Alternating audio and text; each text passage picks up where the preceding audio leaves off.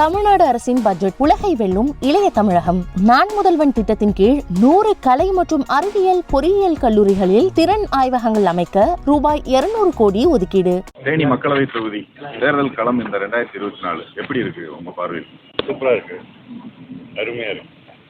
இந்த மக்களவை தொகுதி இந்த 2024 தேர்தலில் இப்போ திரு ஓபிஎஸ் ஐயா அவர்கள் தினகரனோட கை கோர்த்திருக்காரு, டிடிவி தினகரனோட. இந்த தொகுதியில வேட்பாளர் யார் நிறுத்தப்படுறதுக்கு அதிக வாய்ப்பு இருக்கு? தேர்தல் தேதி அறிவிக்கப்பட்டதுக்கு அப்புறம் யார் யார் வேட்பாளர் நிறுத்துவாங்க அப்படின்னு சொல்லி கலந்து ஆலோசித்து நிர்வாகிகள்லாம் கலந்து ஆலோசித்து முடிவு சொல்லுங்க. இந்த மக்களவை தொகுதி தேர்தலில் ஓபிஎஸ் ஐயாவே அவர் மக்களவை முதலாக களம் காண்கிறதா ஒரு பேச்சு பரவலாக அரசியல் வட்டாரத்தில் இருக்கு. மக்கள் என்ன விரும்புகிறாங்களோ அதை அவர் செய்வார். தொண்டர்களும் மக்களும் என்ன விரும்புகிறாங்களோ அதை அவர் செய்வார். இல்லை ஓபிஎஸ் ஐயா அவர் போட்டிடுறதுக்கு இங்கே வாய்ப்பு இருக்கா? அதுதான் சொன்னல, மக்கள் எல்லாம் சேர்ந்து விரும்புனாங்கன்னா அவர் போட்டிடுறதுக்கு வாய்ப்பு இருக்கு. வேற இந்த தேர்தல் களத்தில் நம்ம என்ன இதை முன்வைக்கிறோம், கோரிக்கைகள் என்ன முன்வைக்கிறோம்? நம்ம தேர்தல் நேரத்தில் இப்போ நான் 2019 ஜெயிக்கும்போது வச்ச சில கோரிக்கைகள் நிறைவேற்றப்பட்டிருக்கின்றது. அதை முன்னிறுத்தி அடுத்து ஒரு வாய்ப்பு தந்தால் மீது இருக்கக்கூடிய அந்த கோரிக்கைகளையும் முழுமையாக 100% நிறைவேற்றுவேன் என்று முன்னிறுத்தி தேர்தலை சந்திக்கிறேன். தேனி மக்களவை தொகுதி தேர்தலில் உங்களுக்கு போட்டி யாருக்கெல்லாம் இருக்கும் அப்படின்னு நினைக்கிறீங்க? ஒரு மக்களவை உறுப்பினரா 5 ஆண்டுகள் உங்களுக்கு அனுபவம் இருக்கு. இந்த தேனி மக்களவை தொகுதியில் யாராருக்கெல்லாம் முதல் 3 அணிகள் எதைதான் நீங்க கருதலாம்? திமுக தான்.